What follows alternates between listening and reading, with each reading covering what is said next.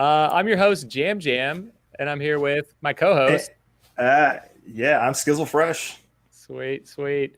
I guess an intro, as many of you are like, what is this and where is this coming from? So we decided we wanted to do a podcast show here, and it does look like we're live. I'm pulling it up on my screen. Oh, yeah.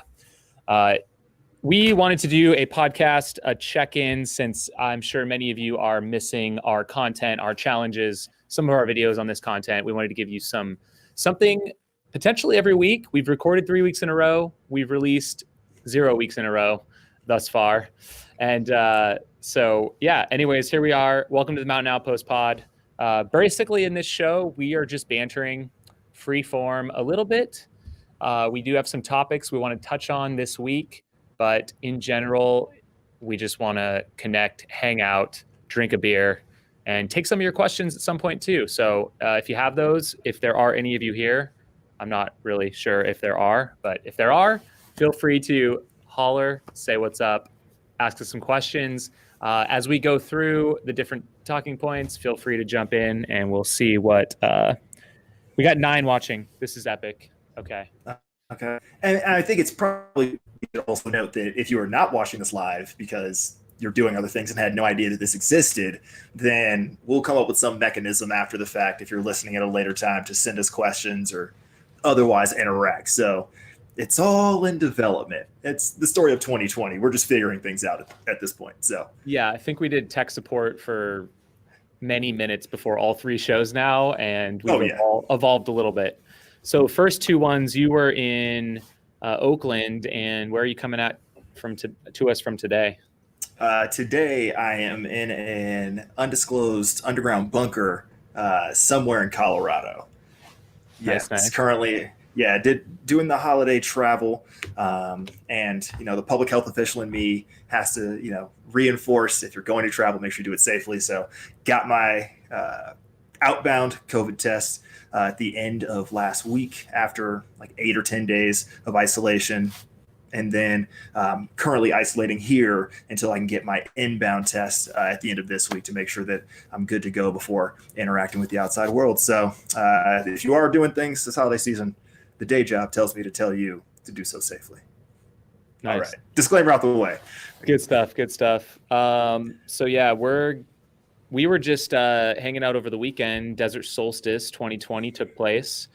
We were able to hold an event with 22 athletes here in Phoenix, and yeah, it was a good time. We did 25 hours plus of a live stream, and there's probably many hilarious moments of me falling asleep on stream.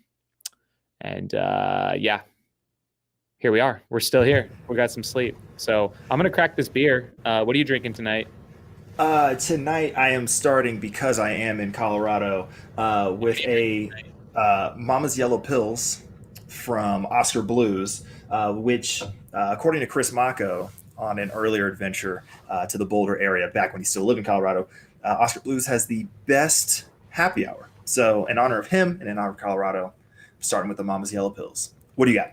Nice. I got the Noche Dulce from Borderlands Brewing in Tucson, Moonlight Vanilla Porter. So we're gonna give this one a shot. My beer in the first episode was quite interesting. So we actually we're still editing the first 2 episodes. That's why we're turning this into a stream. So it's minimal editing effort on our part. It is just ready here for all of you, and we're gonna make those 2 available still on our Patreon channel, so you can check those out probably until sometime in January, and then we'll release them out. So should be good. What kind of things do we Yeah, want to touch on? Oh, let's go ahead. Oh, I was just going to say this show generally is fairly timely, so we could release them now, but it's already for events that have passed, so you'll enjoy them in their full just debauchery of us screwing up over and over. So look forward to that. But yeah, for this week, figured we had a lot of things happen this past week, and obviously, as you just mentioned, Desert Solstice, so we definitely have to touch on that. And then a bunch of things happening in the athletics world. This weekend, we have some events happening. Actually, an event, major event, the Marathon Project down in your neck of the woods. So we definitely got to talk about that. And then whatever the hell else we want to talk about, because that's what we're here for. Well, Give I the people mean, what they want. absolutely. Well, let's see. I mean, we got to talk about Mary Vertmas too. I mean, and our other Yes. challenge. So both of us are participating in two different vertical challenges right now. And by participating, it's a very loose term. One Uh, of us is. yeah, one might be doing a good job. I'm now two days in, and I did go get a run in today. It was just 30 minutes, but 900 feet of climb. So take it. It was All right. outdoors. The ridge is behind my house. It was great. So, all right, we need at least one person who's watching this to say something in the chat right now. 20 of you, someone say hi, please. I'm begging you. I'm begging you. Uh, yeah, there might be a prize. I don't know. He's thirsty for the comments. I love it. I need something. I need You've something to gone full pop up. I influencer. need some validation. Uh, So yeah, hold on. So let's talk about ERS because I think that's the easier one to explain, and then you can let us know about Vertmas. So the me, you, and my buddy Nasty Nate, Contra Costa Cowpuncher that he is, we are Team Mountain Outpost on this ERS Ascent to 2021 Team Vertical Challenge. So for the entire month of December, just the three of us have to go as hard as we can and climb as much as we can, and then we sum it all together, and the team of three with the most vert wins. Very straightforward. We are getting whooped very aggressively right now. Like there are teams where each individual member has more than our total team. God damn. So that's sort of kind of where we're at the moment. So we need to step it up, and by we I mean Jamil. But yeah, that's the ERS Ascend to 2021 challenge as a team. But then individually, we also have Jamil and Air Vipa's own Mary Vertmas. So what's going on? Where are you at? Where are you at least hitting some of these Ram Deer games? Tell me. Yeah. Tell the people what's going on. Yeah. So first off, I got to shout out Chris Diaz. He was first, but it was like 4 comments in a row. So Chris Diaz, heck yeah. Kyle Wells, Candace Phillips, Christopher Brand. You guys rock. And we also got William Runner, Carol. Yes, this is awesome. Thanks for tuning in. Kick back. We'll probably be here for close to an hour. So enjoy it. And so, yeah, where am I at? I had every intention of killing Mary Vertmas, running every day, running 100,000 feet of climbing.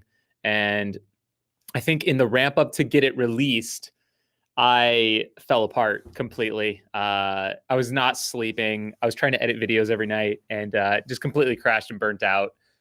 Plus, we put on a 100-mile mountain bike race and then straight into a Desert Solstice live stream. So that all that together was just, we all have our breaking points and I hit mine. So I had to just be like, okay, I got to take a step back. We'll circle back after solstice and I'll like restart my running. And that's what I did. Yesterday, I got out there for an hour, half hour today, just trying to build some momentum up.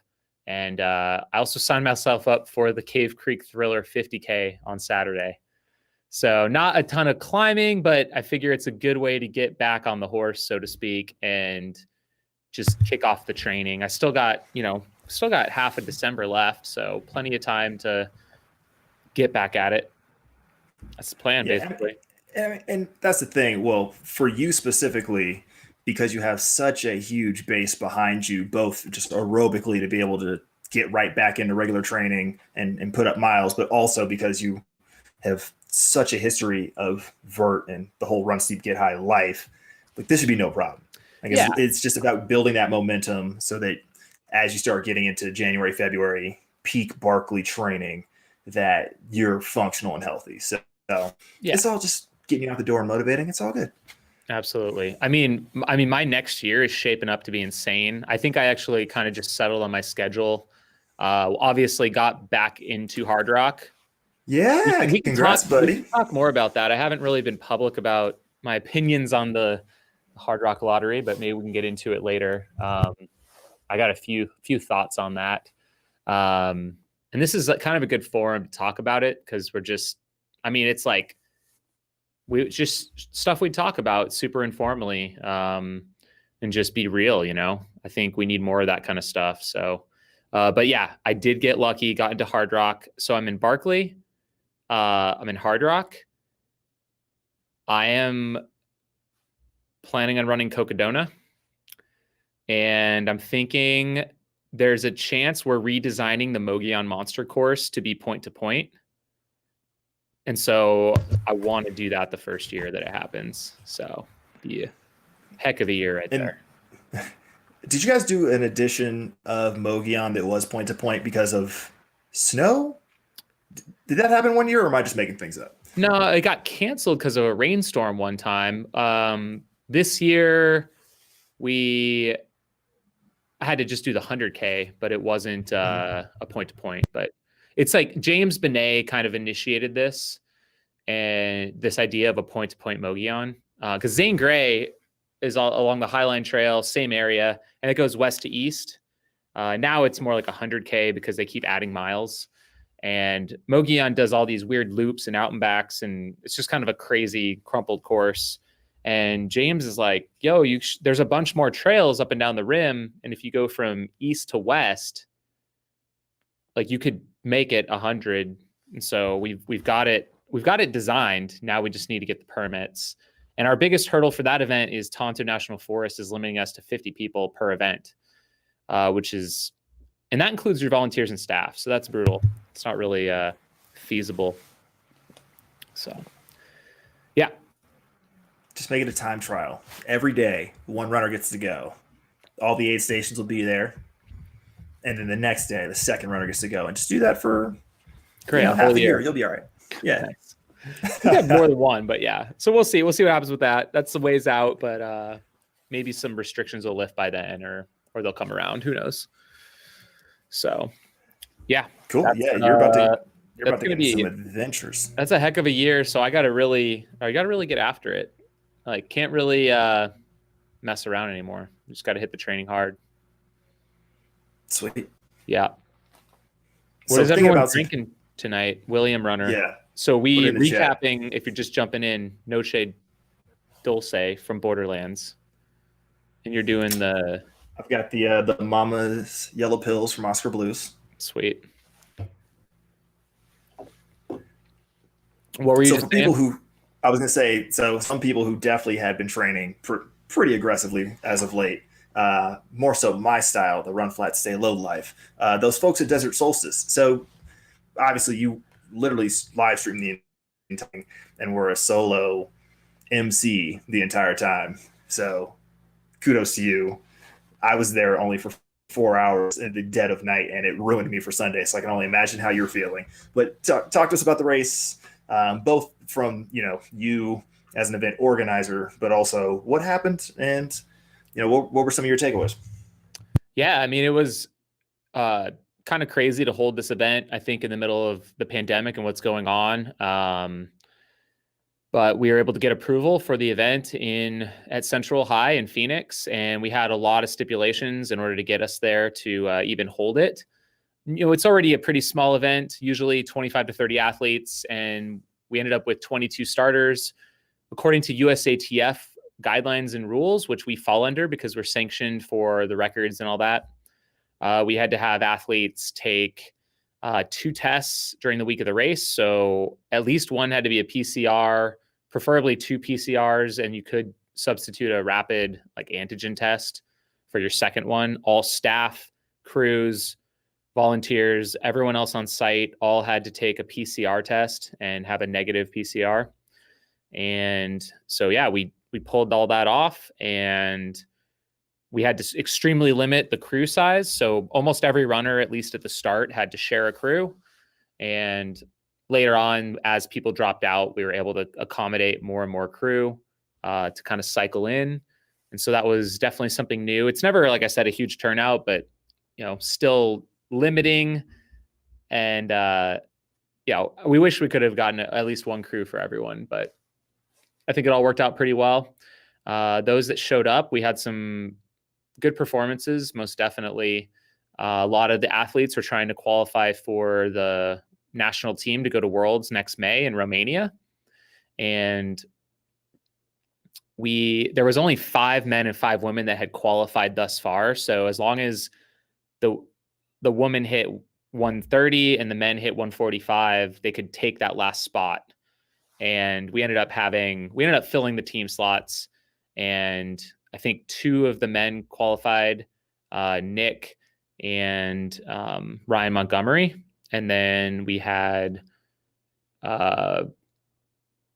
Whitney. Is it Whitney? She was the woman that qualified. So yeah, help fill out the team. We feel like we did our duty. And we had some other great performances. Olivier LeBlanc ran 12:41, 100 miler. And Nick, my brother, ended up winning the race. Him and Ryan both had a massive epic fallouts in the last like 3 hours of the race. And yeah, they basically like both gave up and were just sitting in the tents with like 150 miles. And then Ryan gets back up with like a couple hours to go and starts to like walk some laps and then kind of starts jogging. And Nick's like, crap, I got to get back up and defend my lead, because he had a couple mile lead and he was cutting into it. So they had to both get out, and they both ran really hard the last 30 minutes and kind of wrecked themselves. So just, I guess, for no reason. But Nick ended up with a PR, which is pretty cool, by like a lap or less than a lap from what he did 2 years ago. Nice. Yeah, I wouldn't say for no reason. Like, obviously, we were talking about it on Saturday and Sunday that there's at least one more event in Florida where folks could theoretically still qualify for the team. So you want to give yourself as much of a cushion as possible before selections happen. So it's good. And again, momentum. Now that you know you've done that, you've gone to the well and were able to rally, just from a mental standpoint, probably also helpful. So yeah, most definitely. So I think throw some credit. He was like, Nick was on par if he didn't fall apart to do probably 167 to 169, which would have been track American record. So it's like, I think he knows he could get there in the future. And, you know, I think he gets better every time. So yeah, it was a good time. And yeah, the live stream was a lot of fun. Something we've been wanting to up our game a little bit more. And I think we did a pretty awesome job. We're going to keep ratcheting it up. Our goal with our live streaming is to live stream as much of the Black Canyon 100K as possible, including on course, people running around with cameras, filming the athletes, broadcasting it in real time from as many locations on course as we can. And so we got quite a bit of work to do. If there are people out there that are listening to this and you want to be part of that team, please reach out to me. We're probably going to need 12 to 15 people for the whole production, from in the studio to at different aid stations to on course running with. We need fast people too. We need people that can run with the guys up at front and, probably put in 10 miles, 15 miles fast in 2 different locations throughout the day.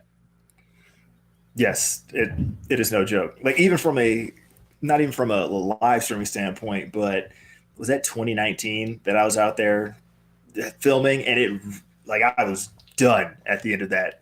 Like, I was trying to chase down Matt Daniels for like 5-minute pieces, and he's running like 6:10 pace in that zone. And I'm just like, one, have to be able to keep pace with him, and two, hold a camera pretty steady so that the shot comes out.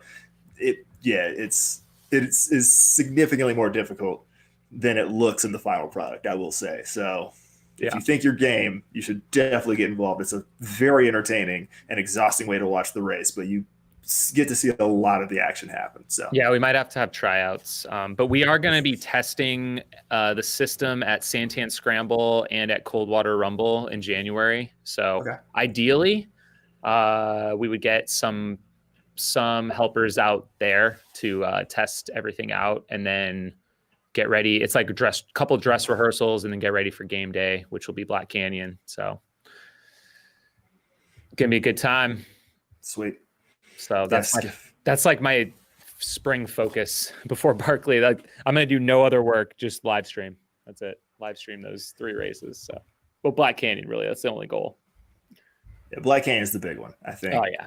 The other races are fun and great in their own right, but Black Canyon has a particular focus on it for very obvious reasons that we should probably nail that. Yeah. So should be good. So time. last week when we were chatting, I brought up the conversation of the shoes and what folks were going to be running in.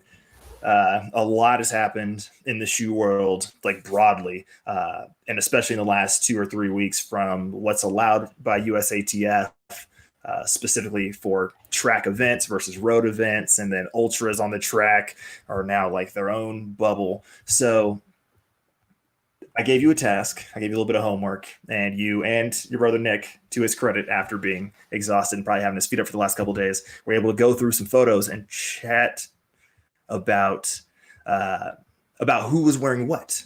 So this is our red carpet. What are they wearing moment for Desert Solstice? So obviously, carbon and nylon plated shoes are all the rage these days. But what are America's best rocking in the 24-hour or 100-mile track distance? Yeah, I think it's pretty clear. Pretty much all the elite marathoners are wearing. Do we call them super shoes? That's what Nick's calling them? Is that what we call them in the world out there?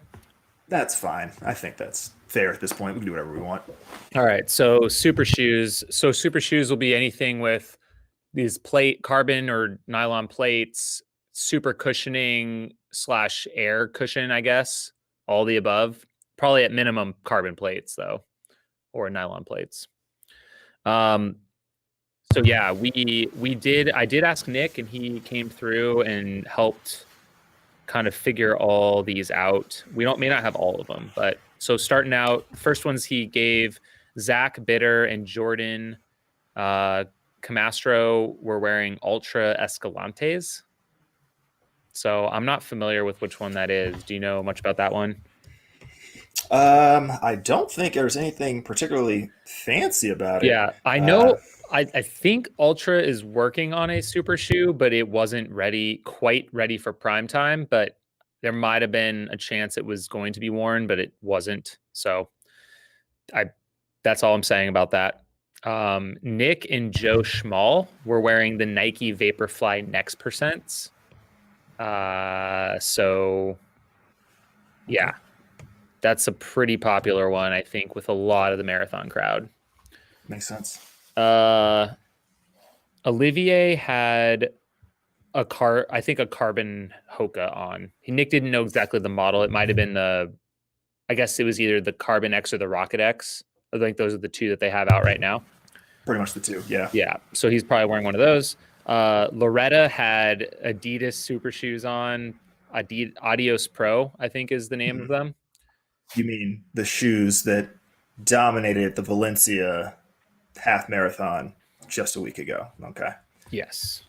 Bob Hearn most likely was wearing the New Balance Fuel Cell RC Elite, which is their carbon shoe. Chad Trommel had the Saucony Endorphin Pro, which is their super shoe. Harvey Lewis had Newtons on, so he's kind of the one man in ultra running that wears Newtons, because I don't know of anyone else that wears Newtons. I forgot they existed, so shout out to them. Whitney was in Brooks. He wasn't sure which model. Ryan was in Ultra Torin 4s. And let's see, what else do we got? Marissa Lysak, Hoka Clifton 3 is what he thinks, based upon a photo we were looking at. Sarah Moore, same as Ryan, Ultra Torin 4. Ryan Clifton, the Hoka Clifton 7. Seems appropriate. Nick figured out Whitney was wearing the Brooks Ghost 12. Not familiar. Okay. I'm like way out of the Brooks. Like I wore Brooks Cascadias when I first got into ultras. I did my first 100-miler in Brooks Cascadia. Good times. I mean, we all know my history with the Brooks Cascadia line, and you remember Quad Dipsy when my toes were completely out the front side of it. So we know where I lie on the Brooks. We have an update. Zach and Jordan were actually in the Escalante Racer, according to Nick, and possibly Jeff as well. Okay. Chris Pope, Hoka Bondi 7, and that's all we got. So looks like a lot of different super shoes. There wasn't really a dominant shoe or brand choice, it seems like. It's pretty mixed. You know, we had Nike, Hoka, Adidas, Ultra, a lot of Ultras, a lot of Hokas. So, yeah, it's good. That's like our report right there.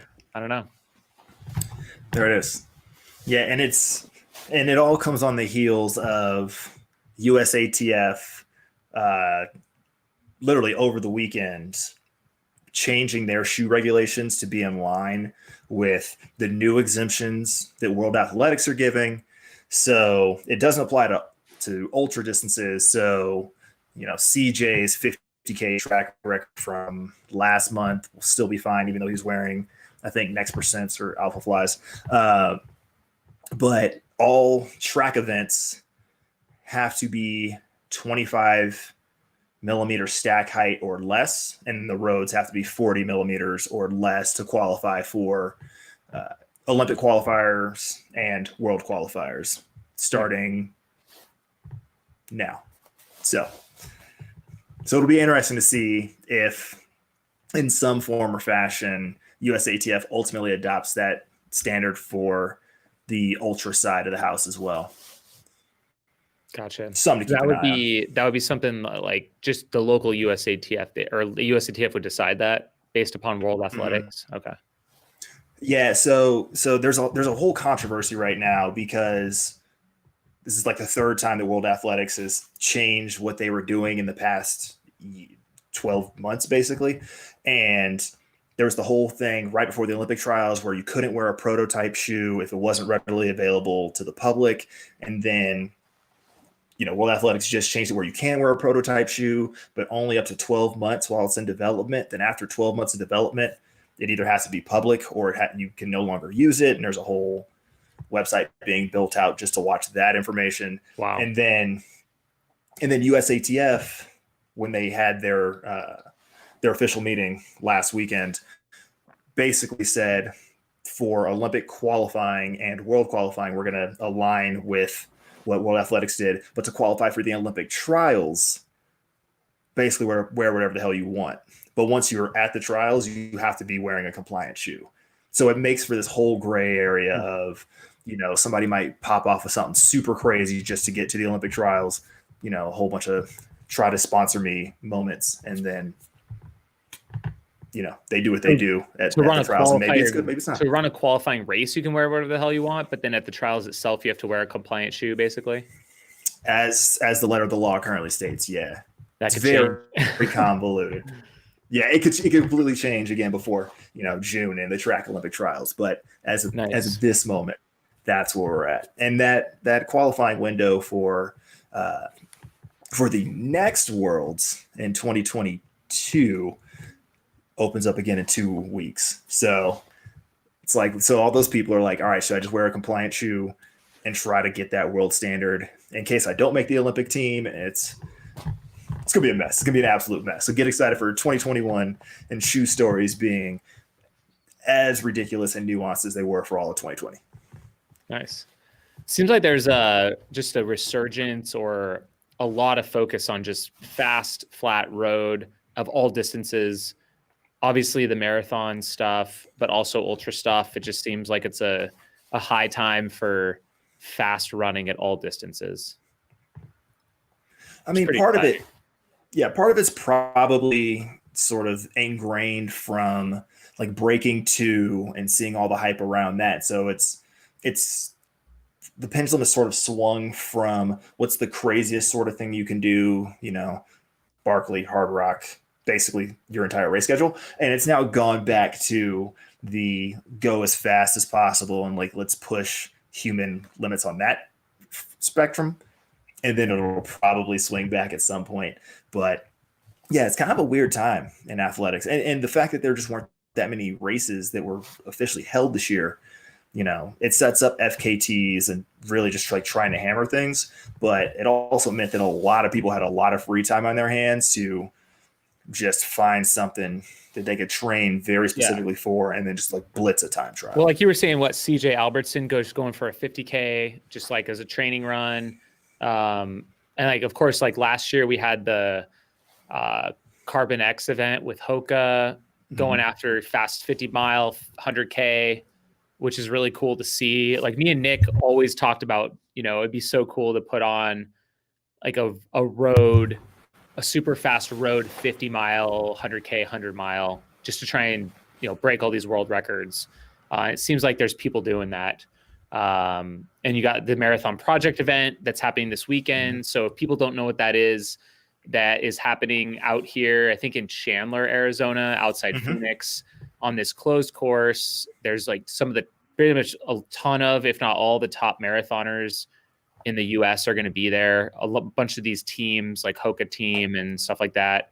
They're all coming out and they're televising this thing, live streaming it, just to get them all in one spot, kind of like a desert solstice where you want all the best people going at it on this closed course in a safe way.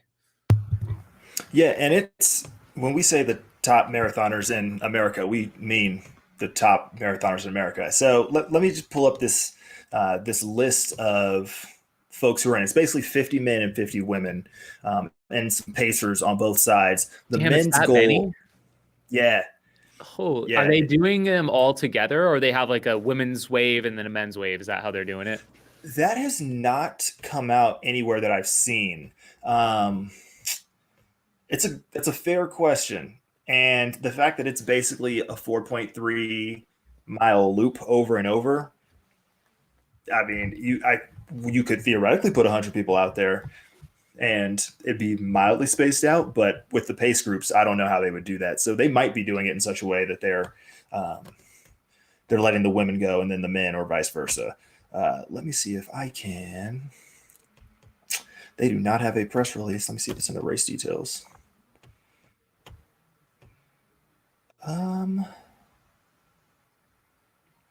They might be going at the same time. Cool. Is it on their safety protocols? Let's find out. Just 100 people starting. They're probably going through some of the same stuff we had to go through. Is this like a USATF certified thing? Yep. Okay. Yeah. So because they can all use it for qualifying, world qualifiers and whatnot. So just on the safety protocols alone, same thing you were mentioning that you guys had to do for Desert Solstice, which is 2 tests within 7 days of the event itself. All competitors have to fill out a survey on site about their own symptoms, whether they've had travel, so on and so forth. Temperature checks for them and staff members. Staff members also need to have a negative PCR test within a week of the event. And then no spectators, obviously. Let me see if I can. That's pretty much it. Also need to have a negative PCR. Was that coming? Yeah, I think that's. Oh. Yeah, that came through on my side. That's weird. It definitely was. And media have to be tested, but it doesn't say anything about start times and spacing them out in that respect. So they might have just gotten the clearance to say, hey, there's 100 people, or I guess like 114 with the pacers or whatnot, and they're just going to shoot their shot. That's awesome. So live streaming the whole thing. Oh, Paula Adams was asking what race. It's the Marathon Project. It's a elite marathon kind of race, not a time trial. It's a invitational race out here in the Phoenix area that's happening Saturday, or is it Sunday? I believe it is Sunday. That'd be great because I'm running Cave Creek Saturday and I don't want to miss out on this thing. Yeah, so the live stream is on USATF TV, and then since basically nobody is subscribed to USATF TV, they're going to do a NBC Sports Network 90-minute replay that night. Kind of cut it down a little bit. Yep. Nice. So put it on the Aravipa YouTube channel, man. We'll light it up. So apparently it's all popping off Sunday. Yeah, Sunday 8 a.m. Oh, perfect. They only have one time listed, so I assume that it's both genders. So let's talk about these entries because it is going to be a who's who of American distance running. So if you've been yearning for fast marathon times from Americans, this is probably the best shot we've had in terms of more than just like a Galen Rupp going off the front. This might be the best field we've seen since one of the 08 or 2012 Olympic trials. All right, so men's side, you have Scott Fauble, Hoka and AZ Elite up there in Flagstaff, ran the 209 at Boston. Right behind him on the start line, Jared Ward, who also finished right behind him at that same Boston Marathon, who's also a 209 marathoner. You have Cam Levins, who went to one Utah State. He's Canadian, but he also has a 209 PR. You have, as we mentioned, CJ Alberson, who is only a 211 marathoner officially, but he also just ran a 209 on a treadmill a couple weeks ago. So take that for what you will. And you got a bunch of other folks who, if you've been following the sport in any way, you've heard of. You got Scott Smith from Hoka and AZ Elite. You got your boy Droddy is in the race. You've got Shadrach Biwat. You've got Tyler McCandless. Like, it's insane. There's going to be some fast times. They have 4 pacers listed for the men, and they're going for that 210 standard, which I think if you break 210 and as an American male, you're like automatically in the top like 15 all time or something like that. So to have 3 people in this race that have American roots, and then we actually have an Eritrean athlete and an athlete from Mexico who are both 208 marathoners. Like, there's going to be some folks who can definitely push the pace up front.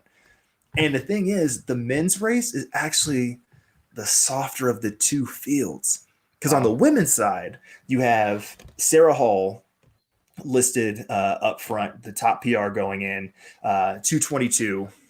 Obviously just had a like killer London marathon where she just came screaming into the finish and kicked down from, I think it was like 5th or 4th into 2nd place. So she's obviously in good shape. And reports are that she's chasing the American record. So she might be alone off the front, just like going all out to see if she can knock that record off.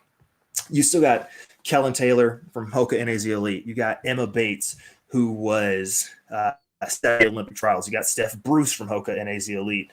You've got Kira D'Amato, who has just been like queen of quarantine this year with the women's only 10-mile championship, and I think the record most recently, and just a whole host of other stuff this year. So the women's race is going to be it might be a solo effort off the front, and then a very competitive women's field that's all in that like 220, 223 to 227 potential bucket right behind that. And they have 12 pacers listed for the women's race, all of them men. So we shouldn't have an issue of a pacer falling off. So if the women want to run fast, they're about to run fast for sure.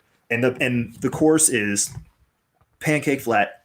It's basically a U shape. So after a short start, they turn one direction, and it's more of a horseshoe, I guess. Okay. And it just swings up. You go around a roundabout, and then you come back all the way around to a roundabout on the other side, and you just keep repeating that. So, it's going to be very thrilling to see what happens at the Marathon Project. So if you've got the time, I take it you're watching it. To check it.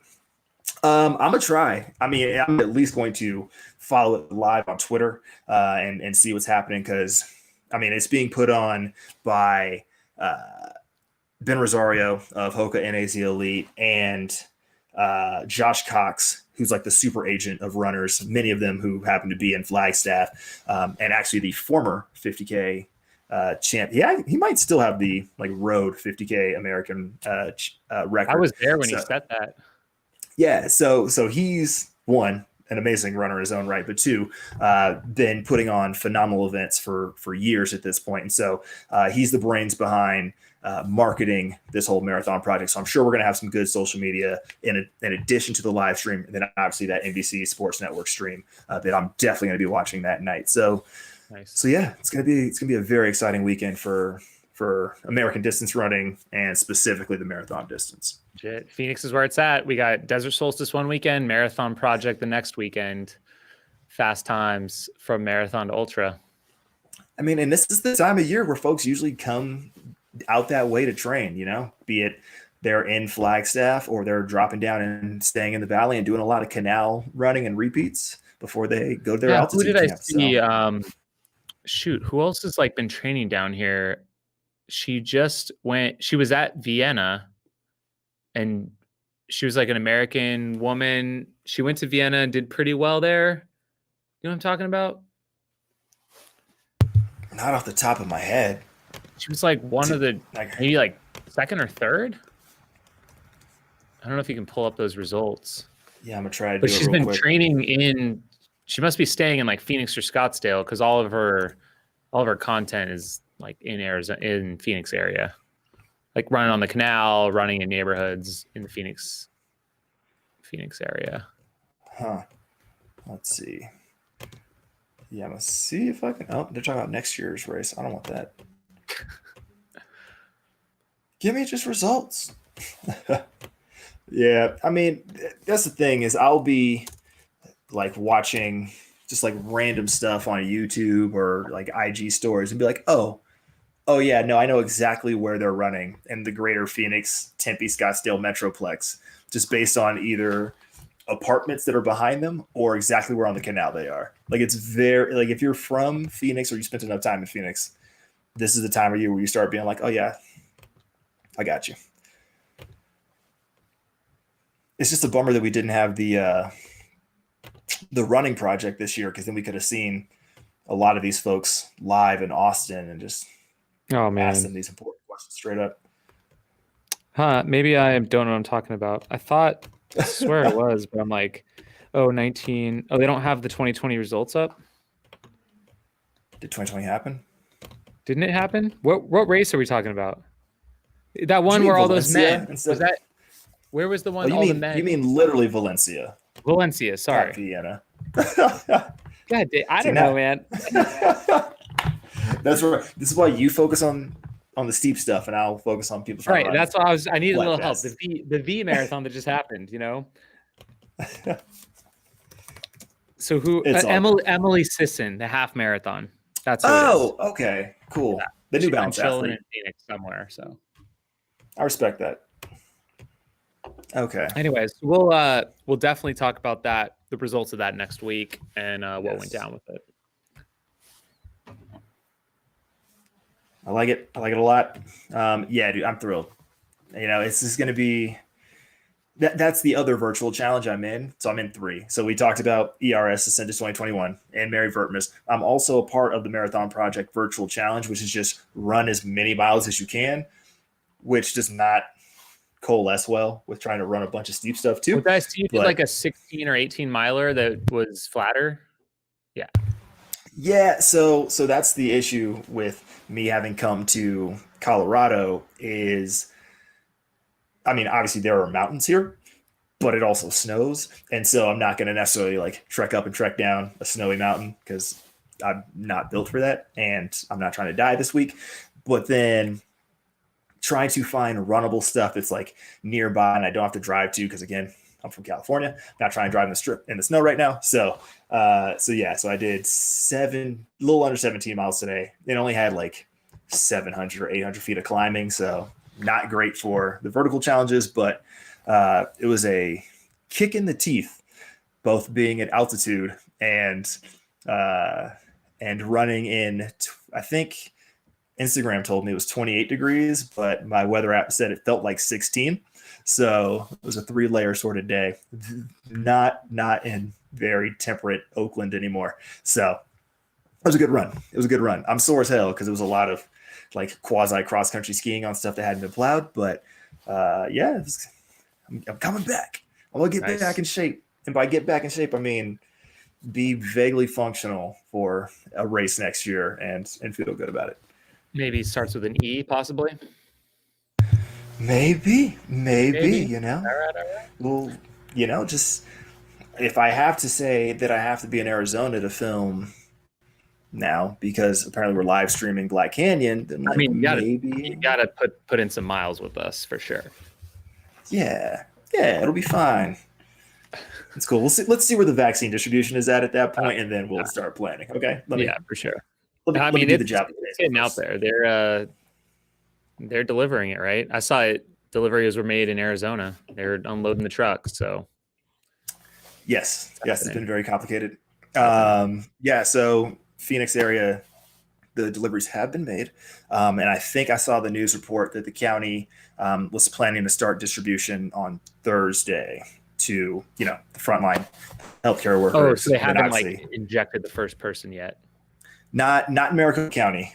Uh, Not sure exactly what they're doing in the rest of the state yet.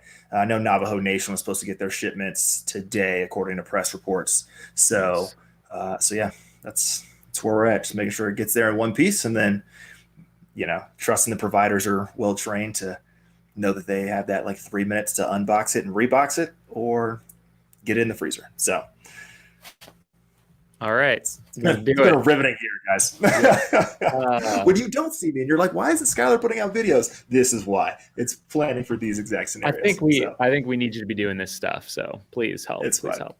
help. It's cool. Vlogs coming back next year.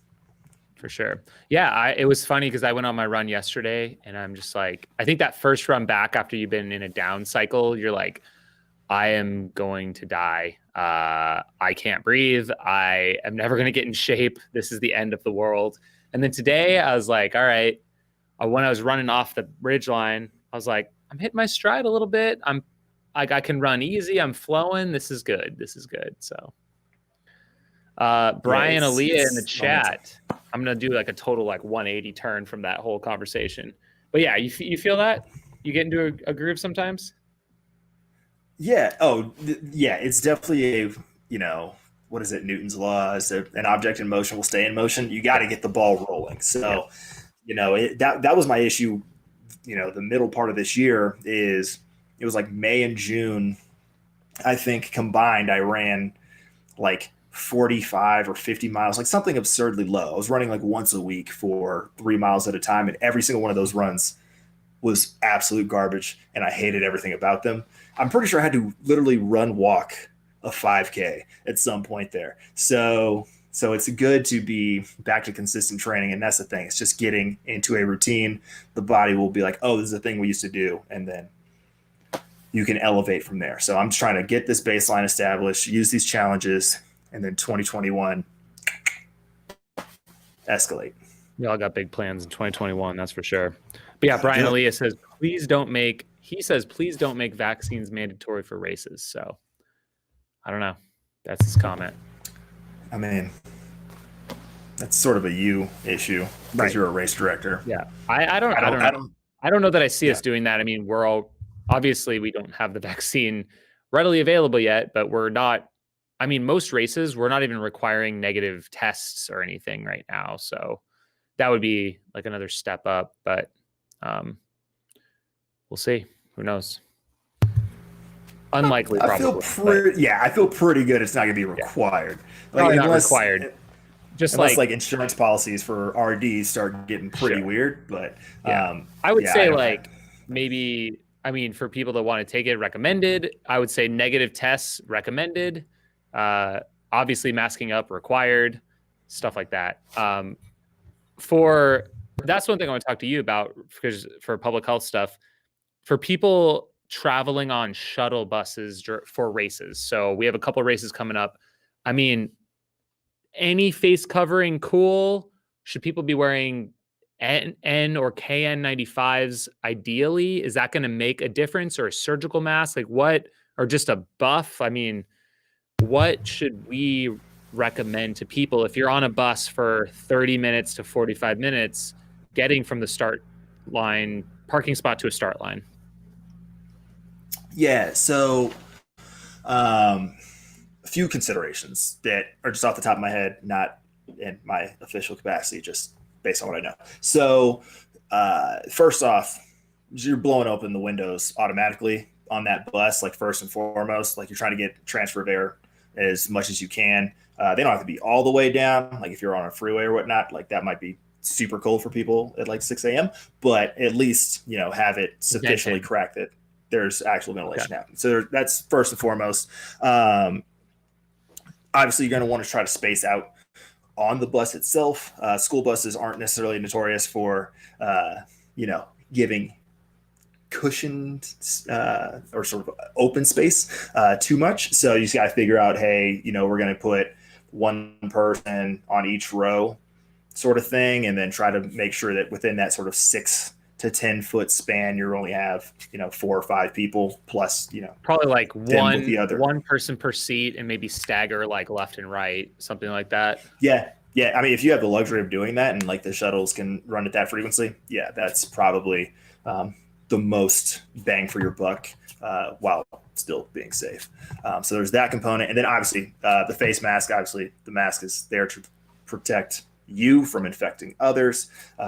That's one of the most effective ways, regardless if you're going to be around people that you don't live with, wear that mask. And then I think you have it correct in terms of, your N95, your KN95, like those are obviously the best because they have they're the least porous, I guess, for, sort of the layman's sense of putting it all together. And also there is still, if worn correctly and somebody has actually been fit tested, the protective element of them also inhaling going the other way. So 2 for there. But since most folks don't have N95s readily available, I'm a big fan of the full cloth mask. You can go double cloth mask. If it's cold, that also just keeps you warm. So that's helpful. I generally, since it's literally right here, as I've been using my rabbit cloth mask, sort of 2-layered inside, because they use a bunch of the material that they make their running gear out of on the inside. So super soft, absorbent, even my sweaty self can deal with it. And yeah, throw that on anytime you're within 6 to 10 feet of folks that you don't live with, and that should be sufficient. Buffs will be fine. Like if somebody doesn't want to, like if somebody's going to run in a buff and then they don't want to also carry a mask, like I get it. Yeah, I would probably try to like have the buff be long enough that you can like kind of double fold it while it's still covering all things. More layers, just to have the more layers, the better. Sure. Yeah. Basically, our plan. I've just been using lately this KN95, which I got on Amazon. But this thing seems pretty legit. It's got so many layers. It's pretty awesome.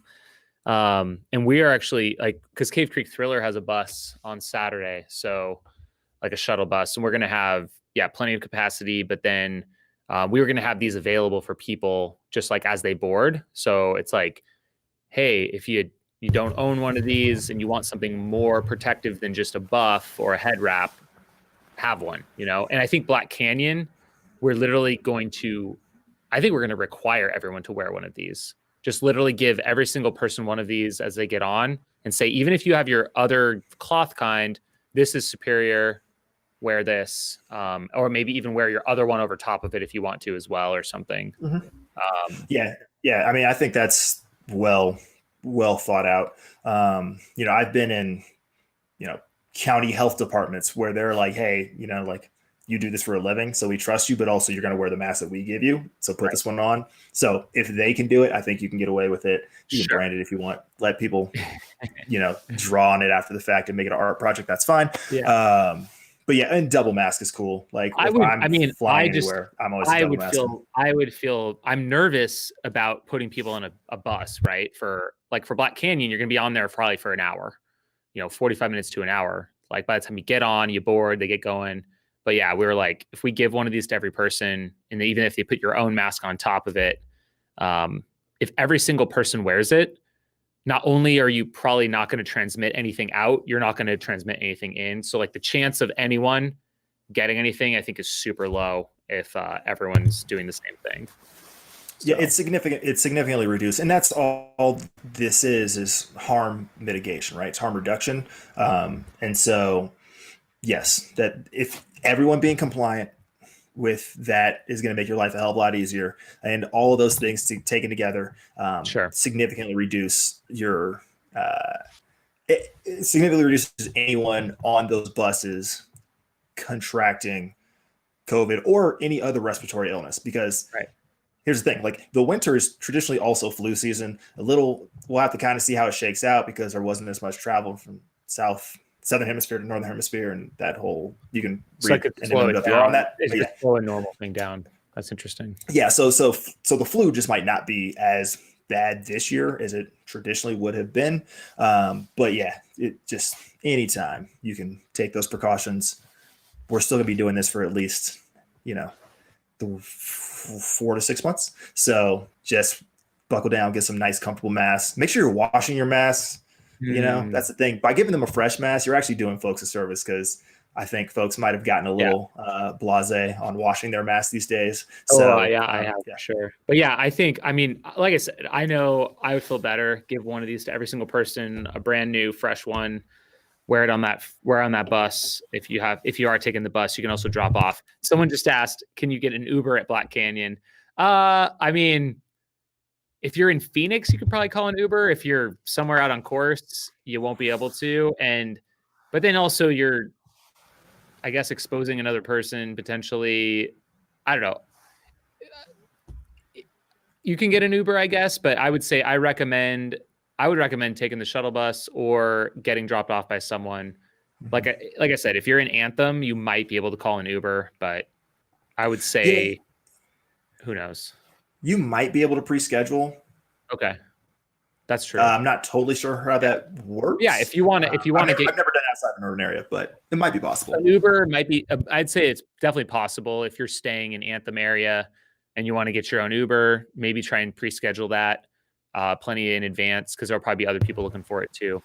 Running at altitude says, sorry, not familiar with the area, coming from Colorado. I think if you stay in Anthem, you most definitely will be able to catch one to get up to the start. It'll probably be, like a 45, 50-minute drive for the driver or something like that. So. But not one that anyone from the Valley is unfamiliar with. If they've ever gone to Flagstaff, Sedona, if they've ever traveled north on the 17, they know exactly what they're getting themselves into. Yeah, for sure. Cool. So yeah, that's our plan. Thanks for that. That's super helpful. So that's what I'm here for. Just counsel. We told people we're going to catch up like we normally do, and these are the source of conversations. No, this is the kind of stuff we talk about.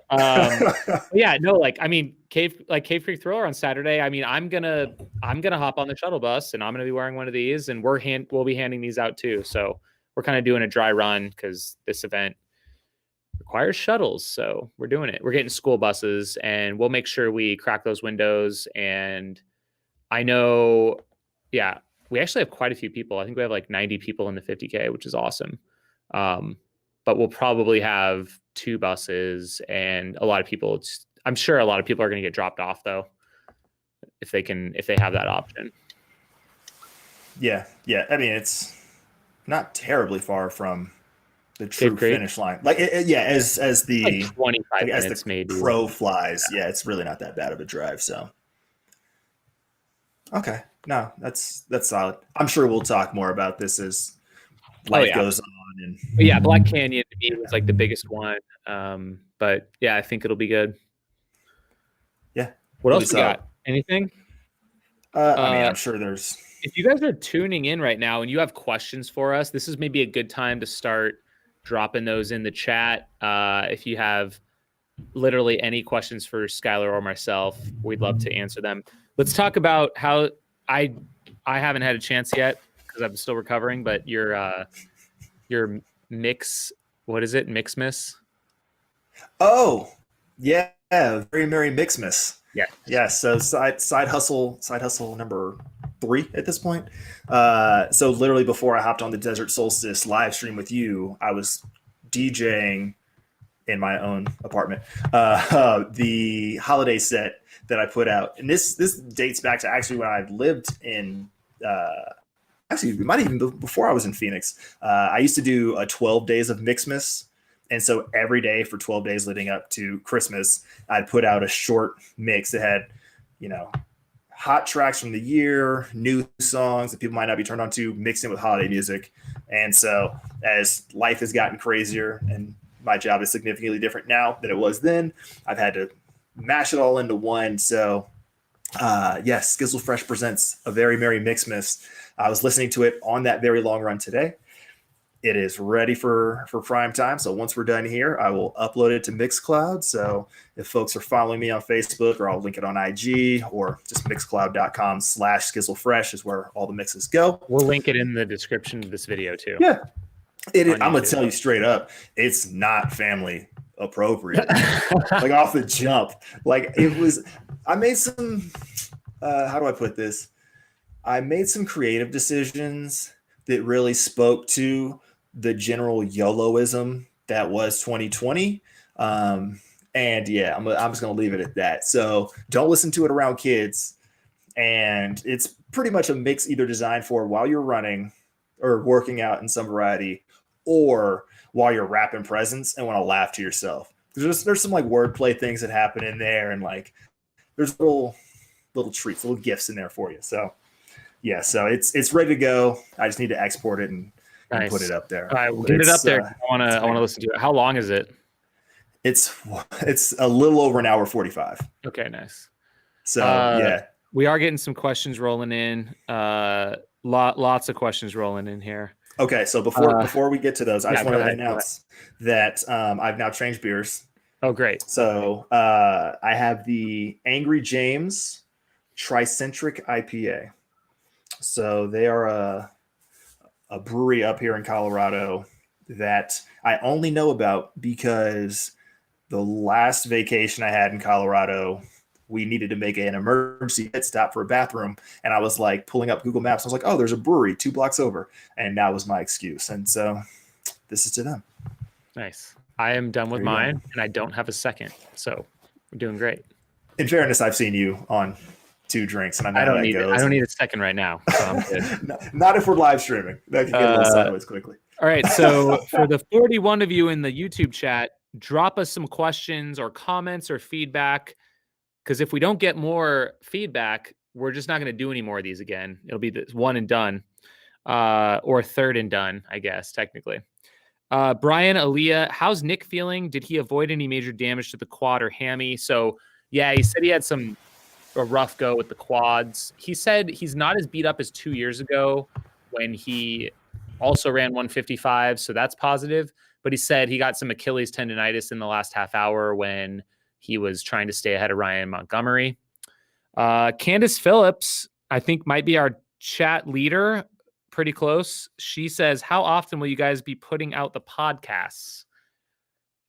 I think we're going to try weekly.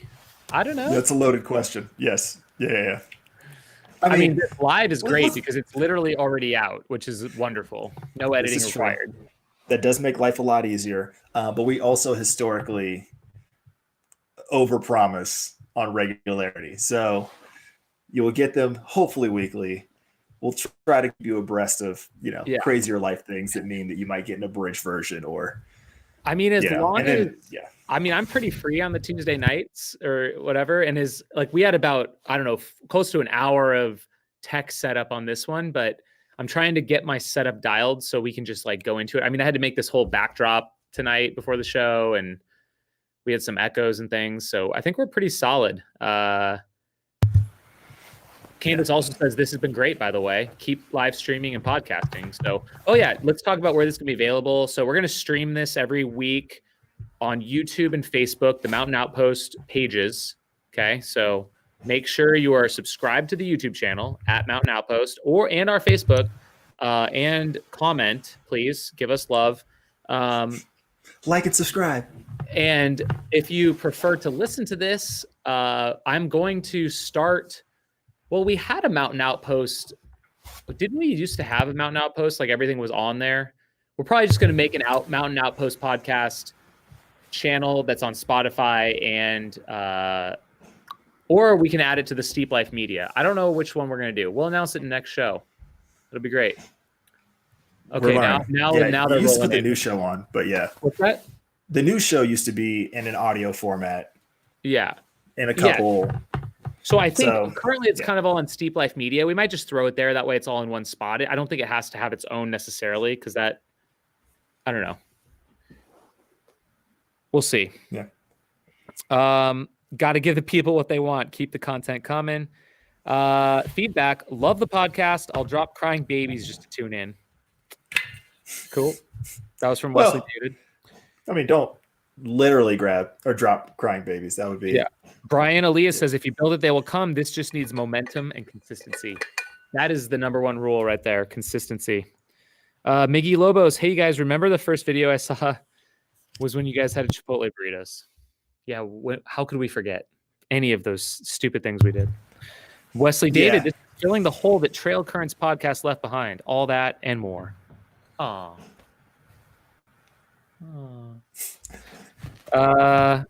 Nancy Hobbs in the house. What's up? How you doing? Thanks for putting on the solstice. Excited that USATF Mutt. Now we'll get to ratify the ultra records. Love it. Ratify away. We'll try and get you more of those. And Brian Aaliyah says, smash the like button. Obliterate the like button, please. I used to give Michael Carson so much crap when he would tell us to say that, and then literally every YouTuber started saying it like 6 months later, and I was like, oh, yeah. Was he ahead of his time, or I think he was on time, but now people are still saying it. Now they're saying things like obliterate it and destroy it and other things like that. Jeff Goji, I just discovered you cats going back to some of your videos from like 4 years ago. Those videos deserve so many more views for the effort in Junkiolate. Yes, exactly. We were nothing then.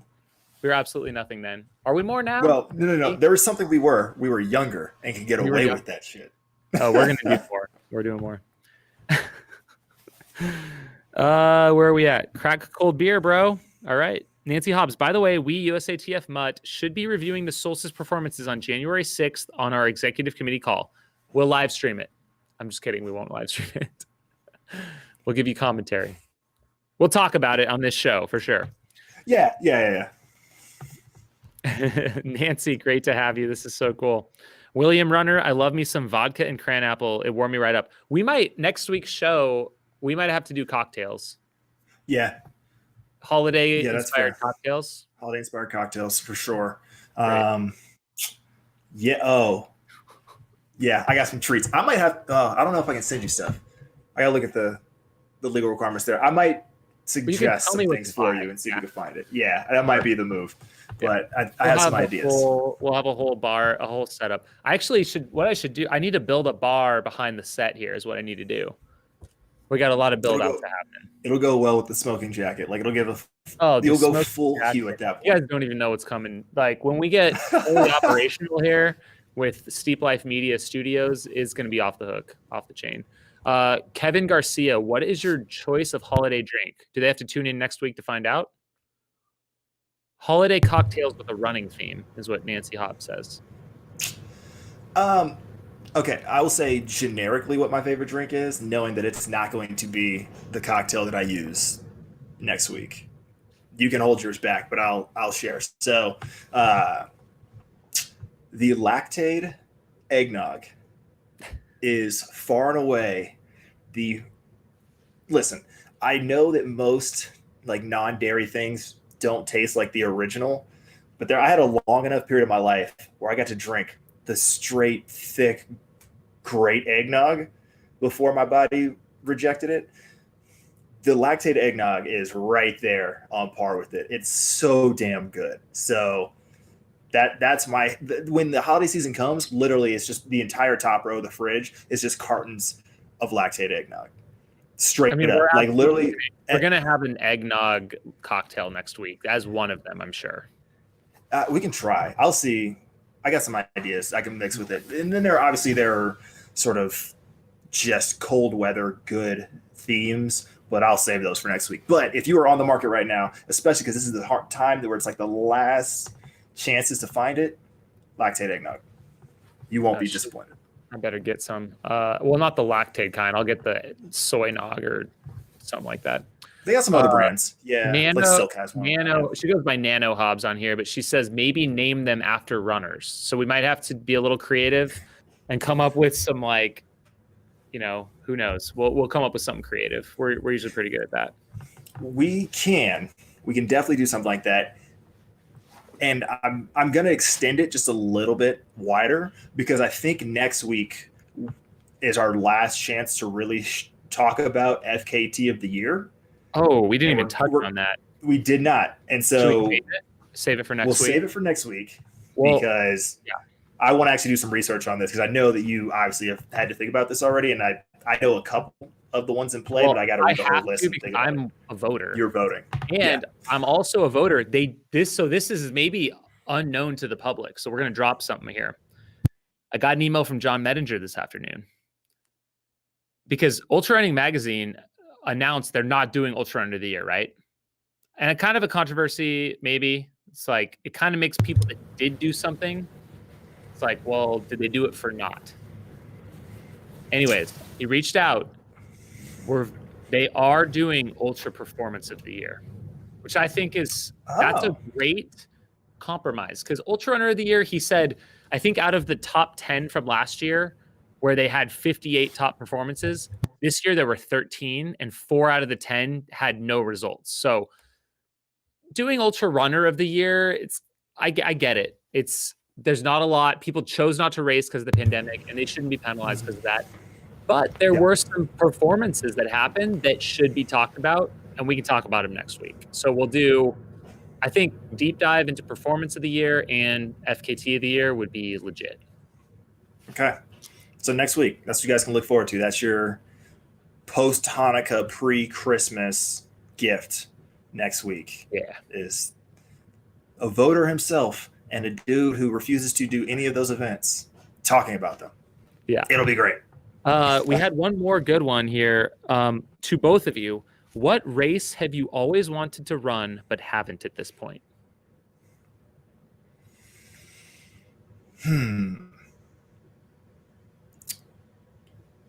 That's difficult. I mean, I'm bummed I haven't gotten to run New York yet. It's a New York City Marathon. So I good. think, I mean, as somebody who actually got to do it, like going back and watching your video, it's like, oh, that's going to be so great when I get that moment sometime in the next 3 years, hopefully. So I think I had such a great time at Boston and the energy that event brings. But knowing that my personal strengths as a runner is just like grind out sort of events. Like there's going to be a lot of hills in New York, or rollers for all intents and purposes, but you got to go over each of those bridges. Those play to my strength. So I think I can both perform well and have a great time traversing around the city doing it. So I think that's the one on my list currently. I'm sure I'll keep adding to it as life goes on, and I want to go to different places. But for right now, that's the big one. I will say though, as an honorable mention, I would love to go do some of that crazy Golden Trail stuff that they did in Portugal, because the Azores, I went there on vacation last year, and it was great. If anybody ever gets the chance to go, like great people, great culture, great time. And the few runs I did were just ridiculously insane for like 3-mile courses. So I can only imagine what they had to deal with. And I just want to kind of just play around on that. So that'd be an honorable mention. Not so much even for a race, even though they do have races out there, but just to go live that experience once again. What's on your bucket list? Yeah. I mean, I kind of have 2. I don't know if I should dial it back to just 1. Man, it's so tough. No, do 2. Come on. All right. So Tour de Jant, probably number 1. Just that's up there. But I would say maybe equally so, if not even above it, because I think I wanted to do this race before, is Diagonal de Fou on Réunion Island. That one looks unbelievable. Biggest 100-miler in the world in terms of number of people running.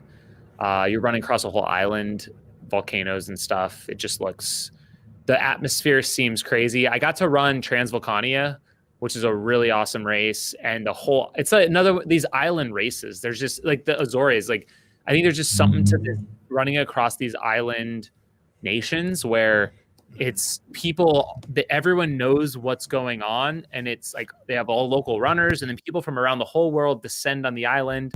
And it's just an electric atmosphere. And people just like, there's people cheering in all these villages. It's so cool. So different than the US scene. Even different than UTMB. UTMB is such a great race too. I mean, I think everyone should try and get there at some point. Especially like if you've only run US races, highly recommend doing something international at some point, because it's like the US and then there's like everyone else, because everyone else and the whole rest of the world seem to adopt like the UTMB model.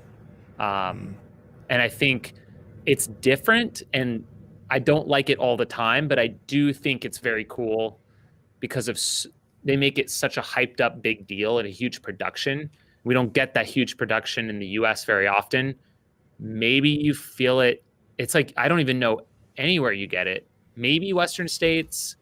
I don't know, maybe a couple others, but I think there's something about it, that huge production, that's just so cool. Like when you find the thing that you love, ultra trail running, is celebrated by thousands of other participants and tens of thousands of spectators that are cheering. It's pretty dang cool. So we had a couple more. What's that? I'm saying it's time. I'm waiting for you to break out the big paper climbing charts again. Because we've been talking about TDGs since TDG, man. 2016. Yeah, I'm like, I was thinking about that because someone made the comment on my Strava. They're like, Slam of the Dam Part 2, because I got into Barkley and Hardrock, and I was like, oh shit. And like, what would be worthy of Slam of the Dam Part 2? And that got me thinking, okay, what would that be? Barkley, Cocodona, Hardrock, TDG? I mean, but then I'm like, I don't even know if I can get. I probably can't even get into TDG next year because it's probably subscribed and rolled over or something. Diagonal the food would be great, but then I was like, Morgan Monster would be pretty sweet and it's local, so that's my plan right now. I like that Cocodona is out there. It's like that is twice as far. I gotta do it. I gotta do it in year one, man. It's a thing. No. I'm not mad. It would be the ultimate. The notion. It's the fact that it'd be like, oh, Slam to the Dam, but yeah, let's throw a 250 in there. Like, what?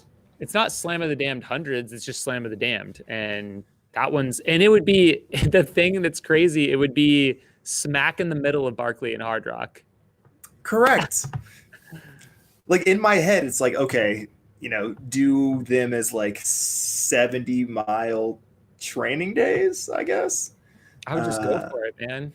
Of course you would. I know that's running on pure joy, something like that, until it got hard, and I would hate my life.